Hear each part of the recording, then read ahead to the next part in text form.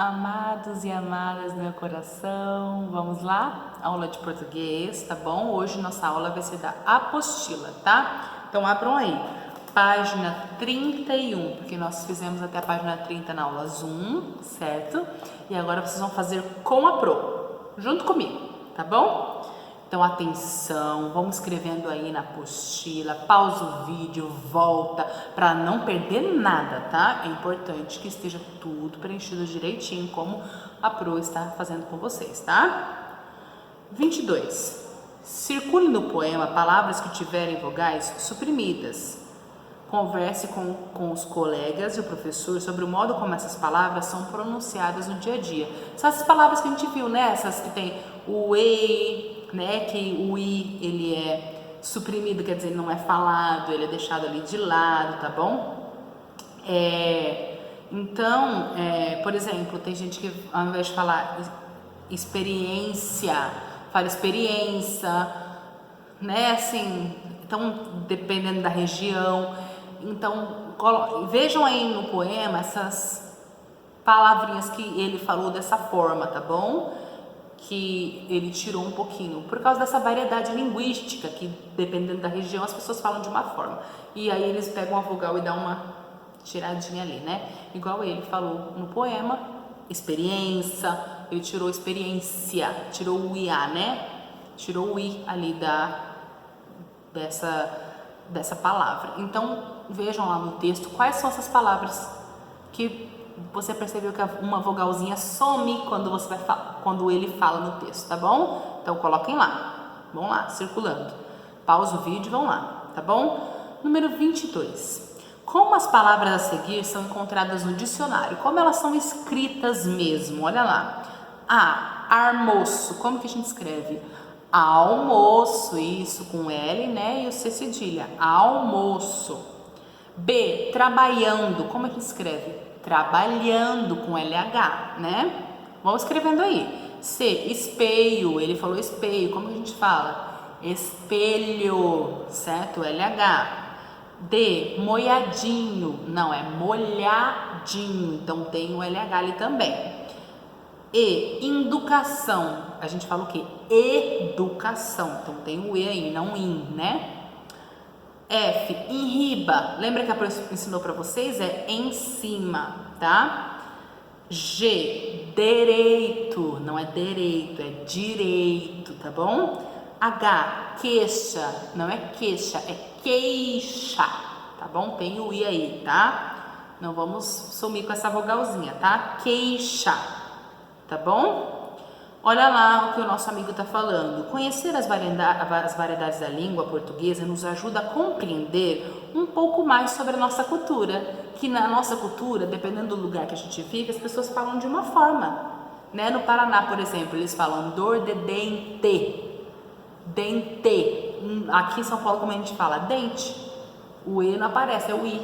A gente fala o I no lugar do E. Tem som de E, mas a gente fala com som de I. Certo? Então depende do lugar que a gente vive, depende da cultura, tudo tem a diferença, tá? Tem as variedades linguísticas. 23. Observe as palavras destacadas nestes versos do poema Cante lá que eu canto cá, que é o que a gente viu, lembra? Do poeta da cidade, poeta do sertão. Olha lá. Aqui Deus me ensinou de tudo, sem livro precisar, sem de livro precisar. Para a gente cantar o sertão, precisa nele morar, precisa ter sofrimento. Então, viram só? Olha lá. E aí a gente tem as palavras destacadas, o precisar, o cantar, o morar, o ter. O que essas palavras indicam no texto? E como são chamadas no estudo da língua portuguesa?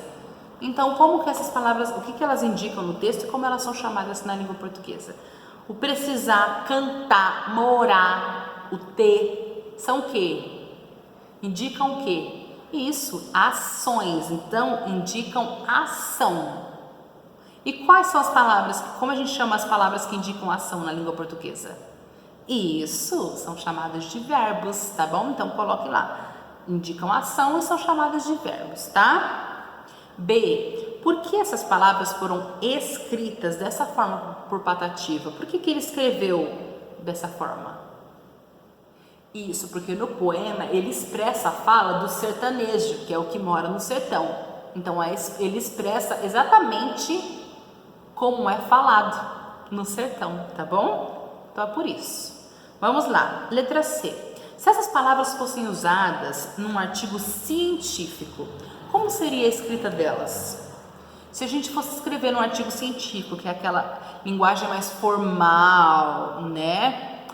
Como a gente escreveria essas palavras? Precisar, cantar, morar e ter.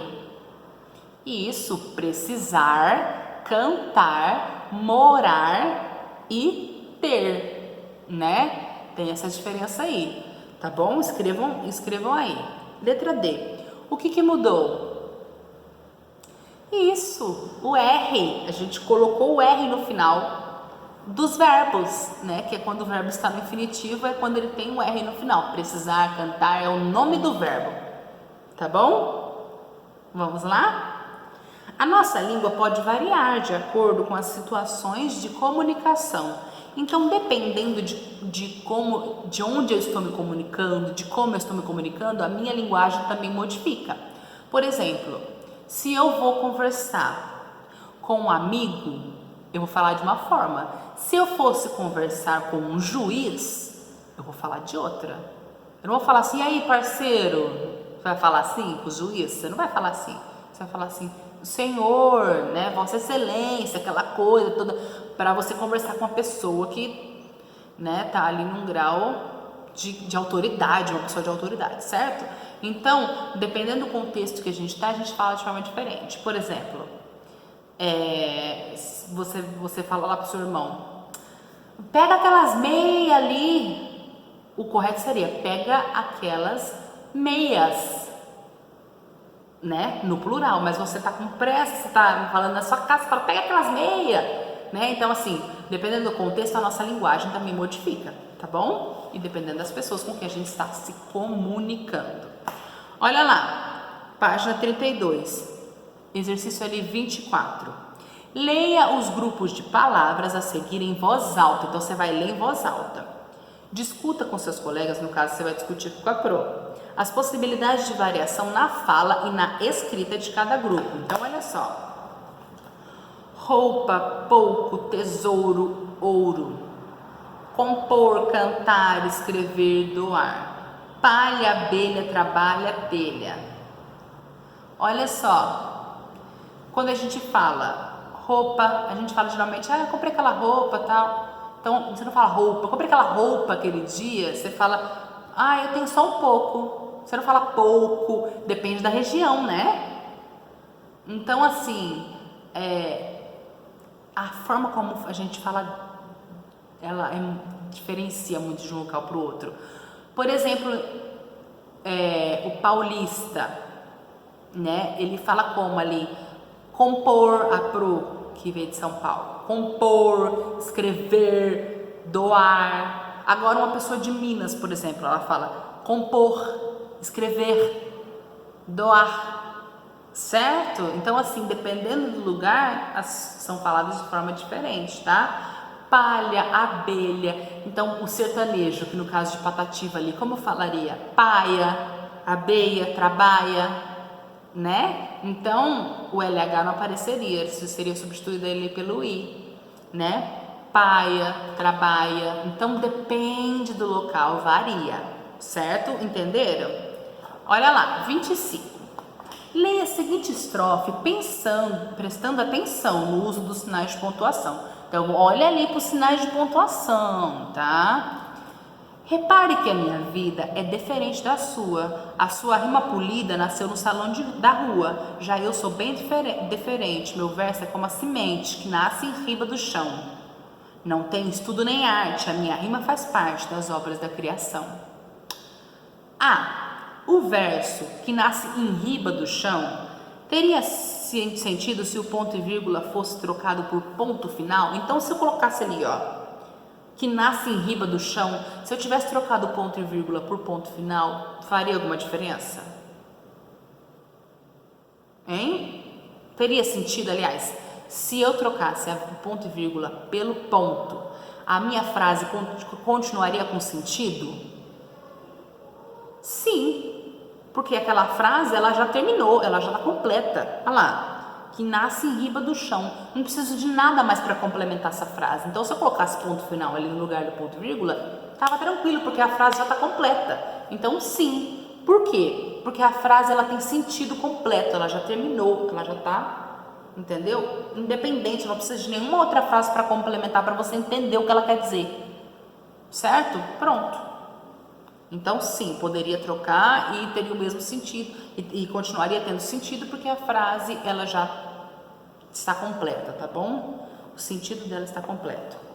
B. O ponto e vírgula poderia ser usado logo após o verso repare que minha vida explica. Então, se eu fosse colocar assim, ó, naquela parte, repare que a minha vida, se eu colocasse aí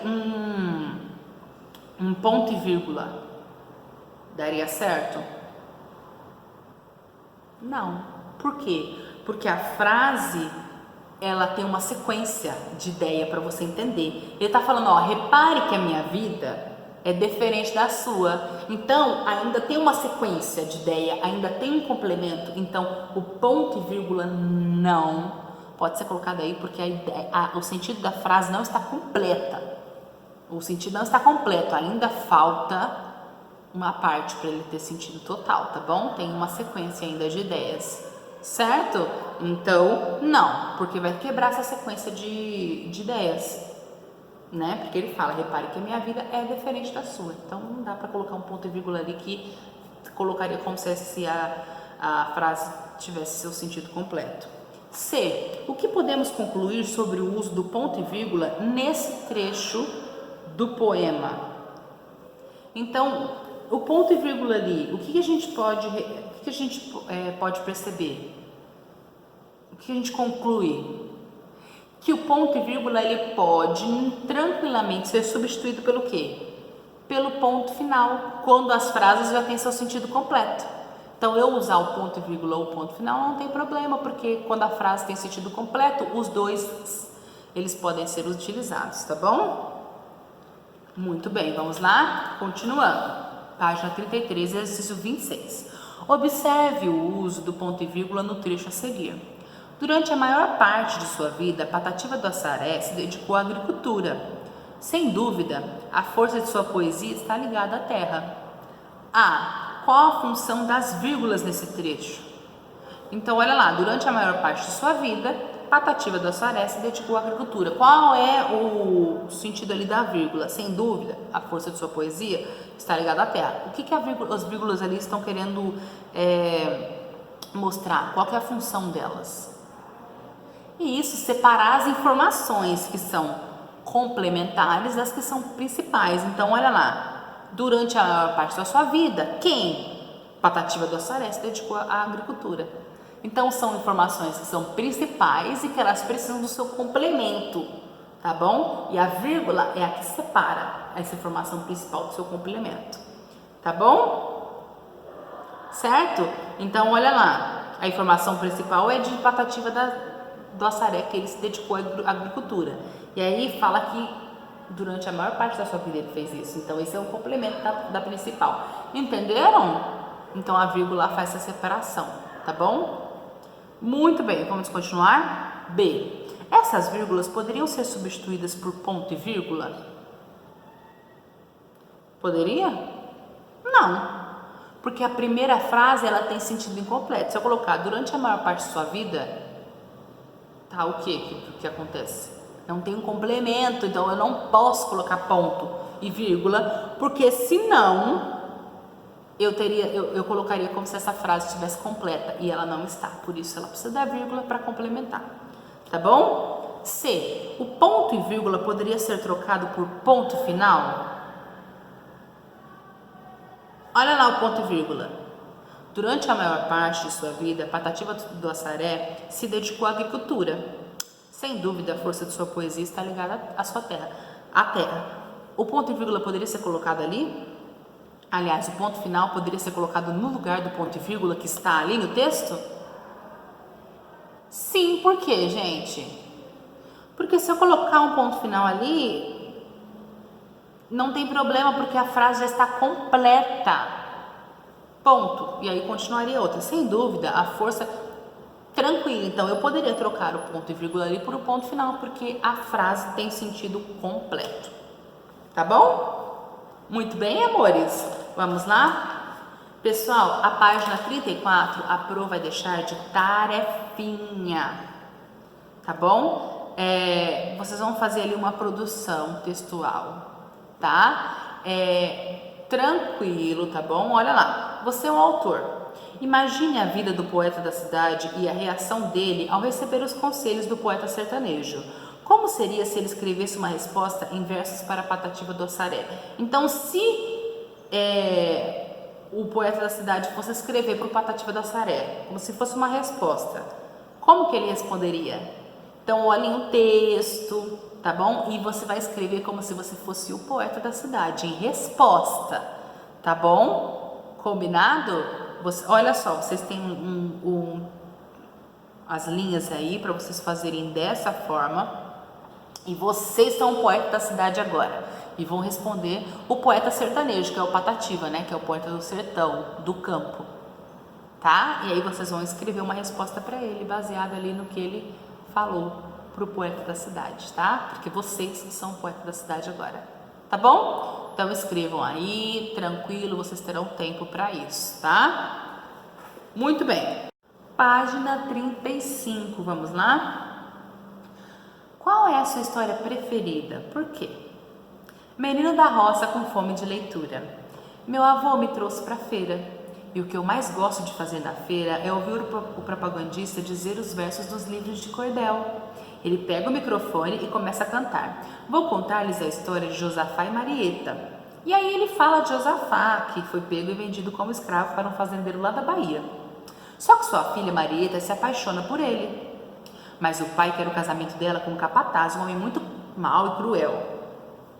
E aí o propagandista para com a história e começa a falar outra. Se não a gente ouve o cordel inteiro e não quer mais comprar, mas vou pedir para o meu avô me dar o livrinho de presente. Meu vovô, mestre José, mora há muito tempo em Aquidabã. Ele ajuda minha mãe Zelita a criar a gente, pois não moramos com o nosso pai. Nós ficamos 3 dias na roça, plantando, limpando e cuidando das vacas com o vovô. Os outros 4 dias passamos na cidade. Somos 4 irmãos, 2 meninos e 2 meninas. E brincamos de tudo quanto é jeito. Pular fogueira, cantar cantigas de roda, fazer bois, cavalos e casinhas de barro. Jogamos muita bola no campo do Ipiranga e tomamos banho de tanque. Como meu avô tem esse sítiozinho, a gente vai para lá e brinca com os bois, leva as vacas para beber água, fica montado no burro. São muitas as aventuras na roça. Eu sou um menino que não está na escola. Tive algumas aulas com minha prima Zezel, que é professora, mas não aprendi muita coisa. Depois fui cortar junco na Lagoa do Pombo com minha prima Deusita. Na roça você não tem a ideia de estudar. Eles dizem, estudar? Estudar para quê? São essas coisas da pobreza. E aí eu não estudo. De vez em quando vou para a feira ouvir os romances de cordel. Ah, como é bonito. Acho que já tem uns 300 cordéis, mas eu não leio. Eu não sei ler. É só para quê? Para olhar as figuras. Aqueles desenhos de estilogravura, que lindos. Aí quando eu ganho um centavo, um dinheirinho, eu corro e compro um livrinho de cordel na feira. Vou ajuntando, minha coleção está uma beleza. Já é quase uma biblioteca. Olha só. Conhecendo o autor. Evandro dos Santos nasceu em Aquidabã em 18 de junho de 1960. Quando era criança, gostava de brincar de fazendinha e colecionar cordéis. Mudou-se para o sudeste brasileiro em busca de trabalho. Ali começou uma biblioteca comunitária com livros que seriam jogados fora. Com toda essa paixão pela leitura, ele se tornou escritor, produzindo seus próprios cordéis. Olha que legal! Pessoal, você viu que a história do menino da roça é bem a história, né, de Evandro dos Santos. Olha que legal! Página 36. Por dentro do texto, vamos entender um pouquinho mais esse texto, vamos conversar sobre ele? Vamos lá. 27. O título combina com o texto? Por quê? E aí? Sim, por quê? Porque mesmo ele não sabendo ler, o menino tem muita vontade de ter cordéis e conhecer suas histórias. Então, realmente, ali, ó, menino da roça com fome de leitura tem a ver, porque ele era da roça, ele não sabia ler, mas ele tinha fome de leitura, ele gostava de ter os cordéis, né? Ele tinha ali uma coleção, ele falou que era quase uma biblioteca, vocês viram? De tantos cordéis que ele tinha. Então, tem a ver o título do texto com o texto? Sim, tem uma boa conexão ali o título com o próprio texto. 28. Que outro título você daria para esse relato? Crie uma capa para a história do menino. Então agora você, tá bom? Escritor, vai fazer uma capa com o título ali para a história desse menino, tá bom? Você que vai falar. Então para o vídeo aí, liga aí a imaginação e vai fazendo, tá bom? Vamos lá, 29. Leia novamente o texto. Então, pare o vídeo, leia o texto de novo, tá? E vamos falar aqui, como que é o dia a dia desse menino? Em que aspectos a rotina se parece com a sua? E quais são as diferenças? Estudar é importante para o menino? E você, o que acha disso? Então, olhem aí, pessoal, como é que era o dia a dia dele? Era um dia a dia tranquilo? Ele trabalhava? Ele brincava? Ele tinha tempo para brincar mesmo trabalhando? Como é que era? Tem alguma coisa parecida com a sua rotina? Pensa aí. E se tem alguma diferença também, vamos olhar. Tem alguma diferença? Não, meu é parecido. Não, eu não trabalho, eu trabalho. Como é que é, né? Vocês vão colocar aí nessa reflexão, tá? Não precisa escrever nada, é só para pensar mesmo. E para ele era importante estudar? Lembra que ele falou ali sobre que na roça o povo fala estudar para quê, né? Lembra disso? E você acha isso também, que não tem necessidade? Então, isso aí é mais pra gente refletir mesmo, tá bom? Página 37. Quem conta essa história? Quem conta essa história? A. Observava os acontecimentos, mas não participa deles? B. Conta sobre fatos da vida de alguém conhecido? C. Compartilha situações de sua própria vida? D. Sabe tudo o que se passa na cabeça dos personagens, mas não faz parte da situação relatada. Qual que é? Isso, letra C. Ele compartilha situações da sua própria vida. Ele está narrando aí o que acontece com ele, né? Então, a pessoa que conta a história compartilha essas situações da sua própria vida. 31. Quais marcas do texto revelam que o relato está escrito em primeira pessoa, né? Eu... né? Do eu ali, eu faço isso, eu tal. Ou seja, é contado por um narrador que também é personagem. Então, o narrador que está contando a história, ele é o próprio personagem. Aonde a gente pode ver isso? Volta lá no texto. Ah, muito bem, ele fala ali, ó. E o que eu mais gosto de fazer na feira é ouvir o propagandista dizer os versos dos livros de cordel.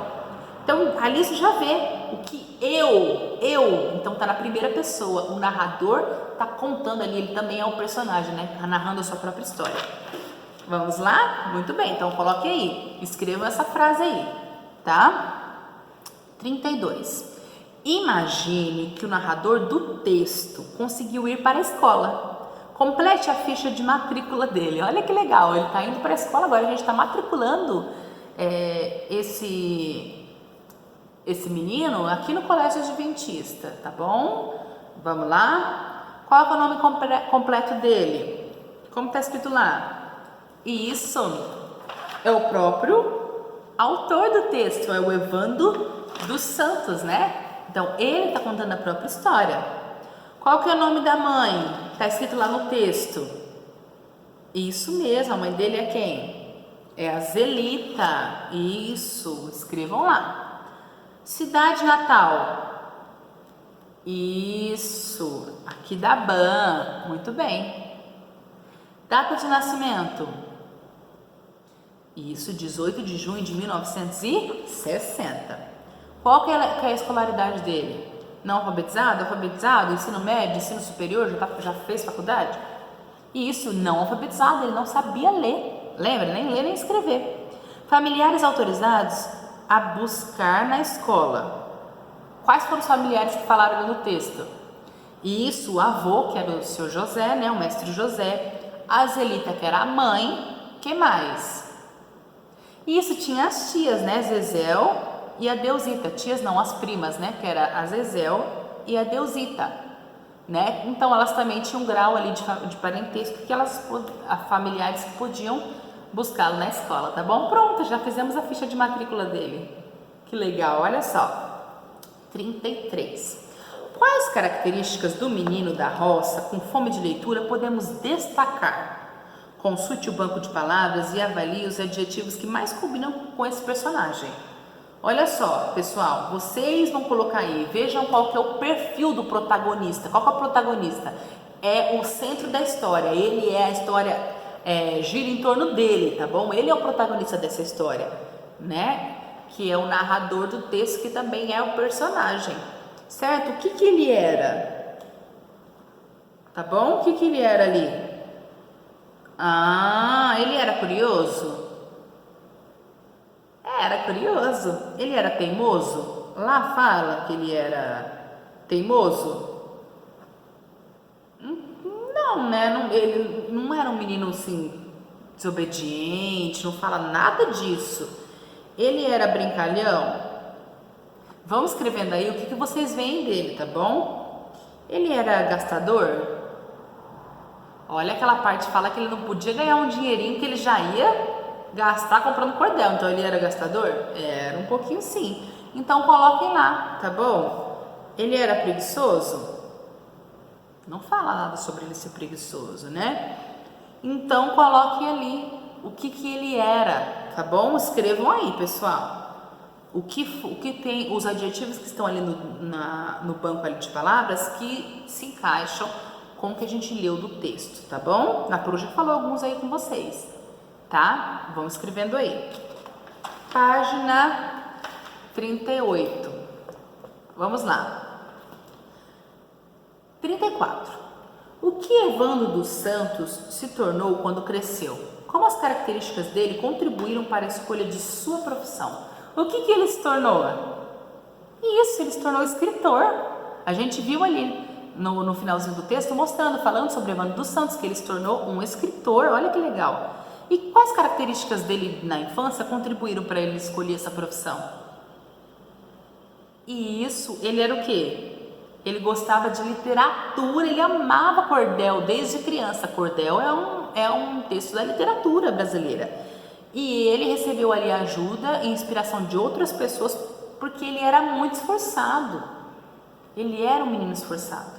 Então, por conta disso, ele escolheu ser o quê? Escritor, porque já era uma paixão que ele tinha pela escrita, pela literatura, tá bom? E olha só, nós temos ali, ó, o sabidinho.com, que vocês podem olhar para conhecer um pouquinho mais da história de Evandro dos Santos, tá? Só vocês colocarem esse link aí e vocês conseguem saber um pouquinho mais sobre ele, tá bom?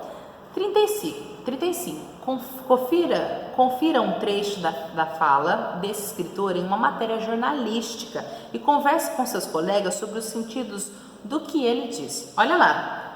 Ler é comer. O que você tomou de café da manhã hoje? Pão? Então você comeu 3 letras. Ler é se alimentar. Podem pegar o livro que quiserem. Se eu fosse seu pai, obrigava vocês a lerem um livro por dia. Criança não trabalha, não paga conta, só come e dorme. Tem tempo de sobra. Olha só, você conhece outras pessoas que têm fome de leitura? Aquela pessoa que você sempre vê ela com um livro, ela sempre está lendo. Olha só, vocês concordam com o que ele está falando, com o sentido do que ele diz? Que ler é comer, você se alimentar das palavras. Pessoal, quando você se alimenta de palavras, você está nutrido, você tem aquelas palavras do seu vocabulário e aí você vai poder usar essas palavras quando você precisar. A mesma coisa quando a gente come aqueles nutrientes e o nosso corpo utiliza. A leitura que ele quer dizer aqui, que você come, você lê, você está comendo as palavras, é para isso também. Quando você come as palavras, você está nutrido. Quando você precisar daquelas palavras, você vai ter. Agora, se você não lê, como é que você vai conseguir falar bem, se comunicar bem, escrever, se você não tem aquilo dentro do seu organismo? Entenderam o que ele dizer com ler e comer? Então ele fala ali, ó, se eu fosse seu pai, fazer você ler um livro por dia. Gente, a leitura é extremamente importante. Quem não lê não escreve, porque não vai saber escrever bem. Quando a gente lê, a gente forma um banco de palavras dentro do nosso cérebro. E a gente vai saber como aquela palavra é escrita da forma correta. Você já aconteceu com você uma vez de você esquecer como que escreve uma palavra, como que é uma palavra, e você vai lá e escreve para lembrar? Olha que interessante, você escreve para lembrar da palavra. Por quê? Porque você tem essa palavra escrita aqui, então você sabe como ela é. Por isso que você tem que escrever para lembrar, porque ela está no seu cérebro. Agora, se você não lê, você não tem essa palavra aí, você não tem esse vocabulário. Então você não vai conseguir usar, tá? A leitura é extremamente importante. Abre a sua mente, te faz conhecer. Você vai ser uma pessoa interessante de conversar, porque você sabe de diversos assuntos, porque você lê sobre diversas coisas, tá bom? Então, leitura é essencial. É que nem alimento, a comida é essencial para a nossa vida, a leitura também é, tá bom? 36. Quais as críticas sociais apresentadas no texto? Identifique-as e escreva a seguir a que mais chamou a sua atenção. E aí, quais são as críticas que ele faz apresentadas no texto? E isso, olha só, ele fala de crianças que trabalham, crianças que não estudam, tá bom? A gente falando do texto ali, o texto dele mesmo, que as crianças trabalham, tem criança que trabalha que não estuda, tá bom? Por causa disso. Ele fala do analfabetismo, ele mesmo não sabia ler. Olha só, isso acontece, tem muitas crianças que têm esse problema, gente, que não sabe ler porque não tem acesso à escola, porque precisa trabalhar para sustentar a sua família. É muito triste, a gente tem essa oportunidade, então por isso vocês têm que aproveitar e valorizar a oportunidade de estar estudando, porque tem gente que não tem essa oportunidade, não pode. Ele estudou porque ele não quis. Não, não foi porque ele não quis, foi porque ele não teve oportunidade, ele não pôde, tá? Porque a vida não permitiu. Ou ele trabalhava para poder ajudar a sustentar a família, ou ele estudava. E aí entre comer as palavras e comer mesmo para viver, ele tinha que, né, trabalhar para comer, para ter o que comer, para sustentar e sustentar a família, tá? Então isso é muito comum, tá bom? Vamos lá. Ele fala também da condição de vida das famílias brasileiras. Tem muitos brasileiros que têm isso, gente. É muito comum, acontece muito, tá? De pessoas que não têm a condição de estudar, né? E ele fala também dessa desvalorização do estudo, né? Que nem quem estava lá na roça falava lá no texto. Estudar para quê? Porque eles não viam outra saída, eles não viam uma vida sem ser daquela forma, eles nasceram naquilo, outros viveram e morreram daquela forma, então não via, entendeu? O horizonte de oportunidades, de coisas que poderiam alcançar, porque não entendia, nunca tinha tido a oportunidade de saber o que é uma vida de uma pessoa que estuda, né, e tudo mais. Então é complicado. Vocês viram até que Evandro dos Santos, ele saiu, né, de onde ele morava para trabalhar fora, para conseguir, foi para outra cidade para conseguir trabalhar, se desenvolver, aí estudar e conseguiu até ser um escritor, né? Então ele teve que sair de onde ele estava, olha só. 37. Que aspectos da infância de Evandro o motivaram a estudar, mesmo depois de se tornar adulto? Então, que aspectos da vida dele fizeram ele estudar e tudo mais?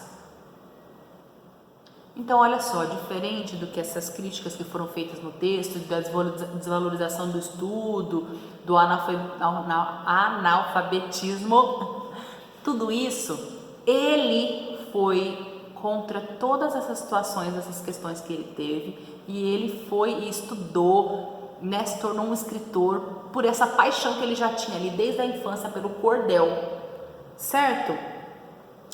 E ele conseguiu isso tudo quando? Quando ele ia para a feira com o avô dele. Indo para a feira, ele ouvia, né, o propagandista, aquele que fala as propagandas, contar os cordéis, mas parava numa parte porque daí a pessoa tinha que comprar o cordel para poder terminar, né? Então, tudo isso instigou essa vontade nele, essa vontade de ler, e ele teve responsabilidade, né? E ele procurou essa questão da educação, né?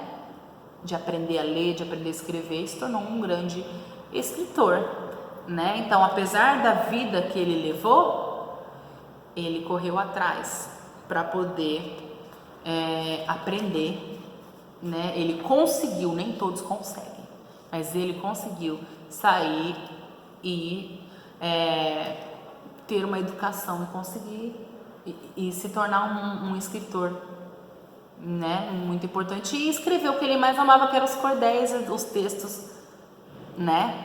Que ele gostava de ter e não podia ler. Aí agora ele já pode ler porque ele estudou para isso, né? Então, responsabilidade, a vontade, ele valorizava a educação, tá? Mesmo que o mundo que ele estava ali, no contexto que ele vivia, não valorizava, ele tinha isso com ele, tá bom? Certo? Então é isso, meus amores. Nós vamos continuar depois na próxima aula. Nas próximas aulas a gente vai fazer vamos intercalar ali com o caderno, conteúdo do caderno e também da apostila, tá bom? Mas por hoje é isso, tá? Beijo, meus amores, até a próxima aula.